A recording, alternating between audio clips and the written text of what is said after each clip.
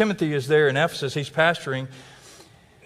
And as you can imagine, and you've experienced in your own life, when it comes to this idea of contentment, it's a lot easier, I think, maybe not, you can tell me, those of you who are in this season of life, it's easier to be content with what you have the longer that you live. You don't want as much. My dad always says it doesn't take a lot if you don't need a lot, or if you don't want a lot. If you don't want a lot, it doesn't take a lot. That was his motto. That's kind of the way in which he lived. And maybe you find that to be true in your own lives. The longer you walk with the Lord, the less things you want. You've kind of achieved what you want to achieve, and you don't desire it as much. But Timothy's a young man, and Paul writes to him in 1 Timothy chapter 6 these words, "But godliness with contentment is great gain.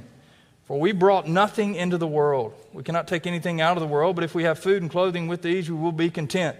But those who desire to be rich fall into temptation, into a snare, into many senseless and harmful desires that plunge people into ruin and destruction." Notice what it is that plunges these people into destruction. It's not their money. It's not what they possess. It's the motive behind it. Notice that it's the senseless and harmful desires that plunge people into ruin and destruction. For the love of money is the root of all kinds of evil.